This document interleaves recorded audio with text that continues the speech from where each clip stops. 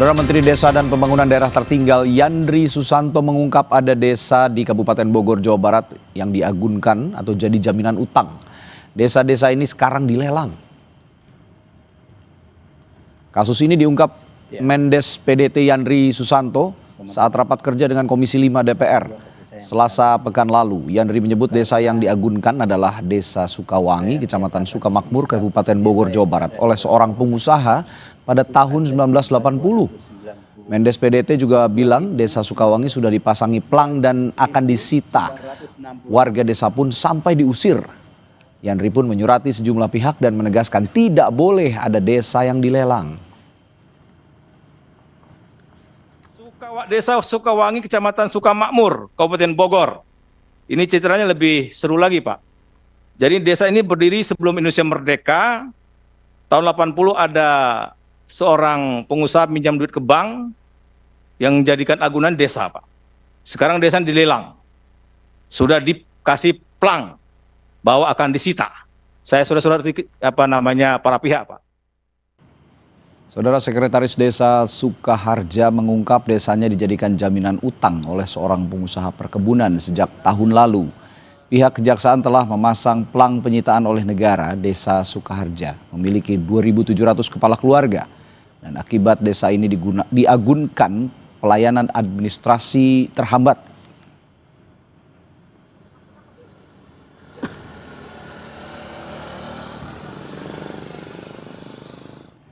Saudara, desa di Bogor, Jawa Barat jadi jaminan utang hingga diagunkan. Bagaimana bisa terjadi dan bagaimana langkah terkini? Kita akan berbincang dengan Sekretaris Desa Sukaharja, Adi Purwanto. Selamat malam, Pak Adi. Selamat malam, Pak. Iya, Pak Adi, sepanjang informasi yang Anda tahu, awal mulanya bagaimana? Seperti apa hingga jadi jaminan utang katanya desanya ini? Iya betul, Pak. Sejak tahun 2022, pemerintah Desa Sukaharja tidak bisa memberikan pelayanan administrasi pertanahan seperti mana biasanya, gitu, Pak. Tapi kewajiban kita sebagai warga masyarakat dan pemerintah desa selalu menganjurkan untuk taat pajak kepada pemerintah. Akan tetapi pelayanan administrasi dari tahun 2002 sampai sekarang tidak bisa berjalan dengan baik sebagaimana biasanya. Iya, tidak hanya pelayanan administrasi, bahkan yang saya dengar dari Menteri Desa dan Pembangunan Daerah Tertinggal, sejumlah warga yang ada di sana diusir. Benar demikian, Pak Adi? Kalau pengusiran tidak ada, Pak. Oke. Jadi yang terjadi bagaimana?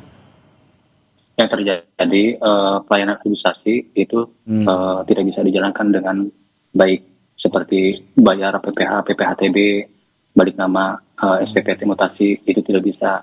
Padahal di tahun 2022 kita sudah melakukan program sertifikat.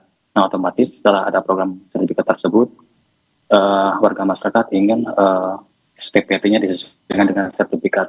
Nah, sampai sekarang belum bisa dilaksanakan dengan baik. Oke, artinya surat-surat pengurusan surat-surat administrasi sampai saat ini warga-warga di sana itu banyak yang belum diperbarui begitu ya? Masih yang lama begitu? Sebenarnya program sertifikat kita sangat setuju dengan program dari pemerintah. Nah, tindak lanjut dari program sertifikat tersebut kan otomatis kan ada yang awalnya surat itu dari orang tuanya, waris atau hibah. Nah, setelah pembuatan sertifikat, warga masyarakat ingin SPPT-nya itu sama dengan sertifikat. Nah, ini prosesnya harus melalui BPN dulu. Tanah yang akan dimutasi itu harus diplotting dulu sama BPN, baru bisa diproses ke Bapenda. Oke, itu kan masalah sertifikat tanah ya, Pak Adi. Saya ingin tanya juga bagaimana dengan masalah administrasi kependudukan, seperti misalnya kartu keluarga, KTP, apakah ada masalah juga? Kalau administrasi kependudukan, alhamdulillah berjalan dengan baik, Pak. Oke, artinya semua warga di sana masih memiliki kartu keluarga, masih memiliki KTP begitu ya? Iya betul, Pak. Ya, nah langkah terkini mengatasi hal ini, komunikasi ke pemerintah provinsi atau bahkan pemerintah pusat sudah dilakukan oleh Pak Adi? Ya sebelumnya sih dari pemerintah desa sudah mengadakan musyawarah, Pak. Kita mengundang tokoh masyarakat, ya tokoh agama, pemuda dan semua elemen masyarakat, termasuk juga kita mengundang dari media dan kita mengundang juga dari pihak kecamatan. Kita tembusan ke unsur muspika bahwa pemblokiran ini dilakukan secara menyeluruh, Pak. Bukan pada titik yang menjadi klaim dari BLBI gitu, Pak. Oke. Nah, ini kan diagunkan oleh pengusaha desa ini pada tahun 1980 ya Pak Adi, ya, koreksi kalau saya salah.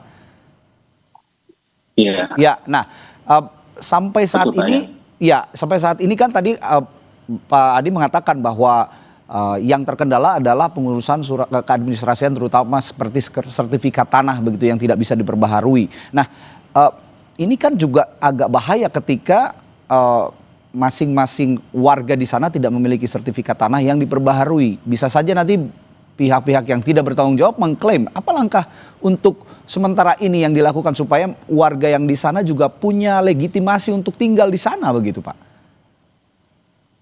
Kalau masalah sertifikat, kemarin udah ada program dari pemerintah, itu udah dilakukan di tahap pertama di Sukarya, kurang lebih 1.500 berkas dan kemudian 791. Oke. Udah ada progres tanpa sertifikat, Pak.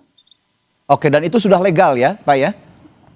Ya, udah legal, Pak, udah legal. Oke, artinya Udah legal. ini mengikis anggapan bahwa warga yang tinggal di sana dalam tanda kutip tidak bisa juga dianggap tidak sah untuk tinggal di sana dan mereka hingga saat ini, hingga detik ini masih warga setempat begitu ya Pak ya, dengan surat-surat sertifikat tanah yang dimiliki.